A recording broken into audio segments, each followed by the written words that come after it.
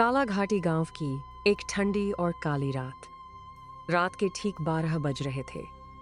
चांद भी आज काले बादलों के पीछे छुपा हुआ था और चारों तरफ बस गहरा अंधेरा और सन्नाटा फैला था। ऑफिस में देर तक काम करने के बाद पंकज और नीरज अपनी पुरानी बाइक से अपने घर की तरफ लौट रहे थे। ठंडी हवा चल रही थी और सड़क के दोनों तरफ घने पेड़ ऐसे खड़े थे जैसे कोई भूत उन्हें घूर रहा हो। दोनों दोस्त बाइक पर चुपचाप बैठकर तेजी से आगे बढ़ रहे थे। तभी अचानक से उनकी बाइक से अजीब सी आवाज आने लगी और बाइक झटके खाकर सड़क के बीचों बीच बंद हो गई। सन्नाटे में बाइक का बंद होना दोनों को बहुत अजीब लगा। पंकज ने 2-3 बार किक मारे लेकिन बाइक चालू नहीं हुई। तब नीरज बोला, अरे भाई पंकज, ये क्या हो गया? इतनी रात को इस सुनसान रास्ते पर बाइक क्यों बंद हो गई? आसपास तो कोई गैराज भी नहीं दिख रहा।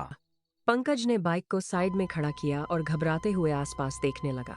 तब पंकज कहा, पता नहीं यार, लगता है इंजन गर्म हो गया है। थोड़ी देर रुकना पड़ेगा या फिर बाइक को पैदल ही घसीटकर आगे ले जाना पड़ेगा। दोनों दोस्त बाइक को पैदल लेकर आगे बढ़ने लगे। कोहरा और ज्यादा घना होता जा रहा था। तभी रास्ते के थोड़े आगे किनारे पर उन्हें एक अजीब सी रोशनी दिखाई दी। वह एक छोटी सी बर्गर की दुकान थी। उस दुकान से लाल और पीले रंग की अजीब सी रोशनी निकल रही थी और वहां से गरम गरम बर्गर की बहुत बढ़िया महक आ रही थी। इस सुनसान जंगल वाले रास्ते पर इतनी रात को दुकान देखकर दोनों हैरान हो गए। दुकान को देखते ही नीरज ने अपने पेट पर हाथ रखा। तब नीरज बोला, अरे पंकज, देख भाई, सामने बर्गर की दुकान है। वैसे भी शाम से कुछ नहीं खाया, बहुत जोर की भूख लगी है। चल यार, छोरा बर्गर खा लेते हैं। पंकज ने घबराते हुए आसपास देखा। उसका दिल किसी अनहोनी की आहट दे रहा था। तब पंकज कहा, अरे नीरज, इतनी रात को इस सुनसान जंगल वाले रास्ते में बर्गर की दुकान कहाँ से आ गई? मुझे यह सब ठीक नहीं लग रहा। यहाँ से तुरंत भाग चलते हैं। लेकिन नीरज ने उसकी एक ना सुनी। वह भूख के मारे इतना बेचैन था कि वह पंकज को जबरदस्ती खींचते हुए उस बर्गर स्टॉल के पास ले गया।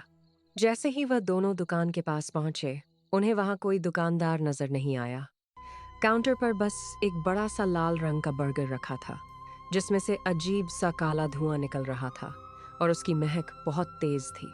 नीरज ने जैसे ही उस बर्गर को उठाने के लिए अपना हाथ आगे बढ़ाया, वैसे ही आसमान में बिजली कड़क उठी और पूरे जंगल में एक खौफनाक हंसी गूंजने लगी।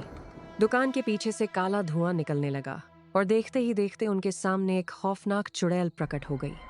उसके बाल बिखरे हुए और लंबे थे, आंखें आग की तरह लाल थीं। उसके दांत बाहर निकले हुए थे और हाथ में एक तेज धार वाला चाकू था। चुड़ैल को देखते ही नीरज के हाथ से बर्गर छूट गया और दोनों के होश उड़ गए। तब चुड़ैल बोली, हाय हाय हाय, आओ, मैं तो कब से तुम दोनों का इंतजार कर रही थी।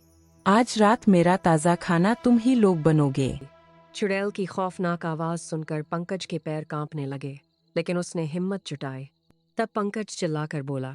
दोनों पीछे मुड़े और अपनी पूरी ताकत से भागने लगे, लेकिन चुड़ैल हवा में उड़ते हुए उनके आगे आ गई और उनका रास्ता रोक दिया। उसने अपना हाथ आगे बढ़ाया और उसके नाखून लंबे होने लगे।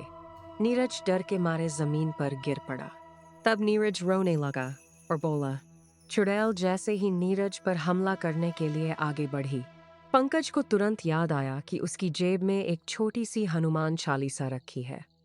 पंकज ने बिना देर किए जेब से हनुमान चालीसा निकाली और उसे दोनों हाथों में पकड़कर जोर जोर से पढ़ना शुरू कर दिया।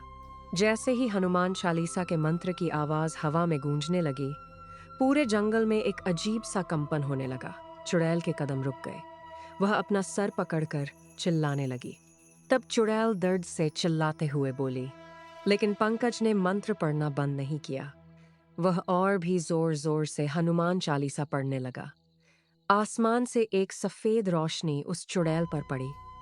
चुड़ैल के जिस्म से काला धुआं निकलने लगा और वह दर्द से चीखते हुए आग की लपटों में घिर गई। देखते ही देखते वह बर्गर की दुकान और वह खौफनाक चुड़ैल दोनों आग की लपटों में जलकर भस्म हो गए।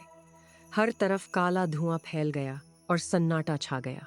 पंकज ने नीरज को उठाया तभी दूर से सुबह की पहली रोशनी आसमान पर दिखाई देने लगी। उनकी बाइक भी अपने आप चालू हो गई। दोनों बिना पीछे देखे अपनी बाइक पर बैठे और तेजी से गांव की तरफ भाग निकले। उस रात के बाद से किसी ने भी काला घाटी के उस रास्ते पर कभी किसी बर्गर की दुकान को नहीं देखा।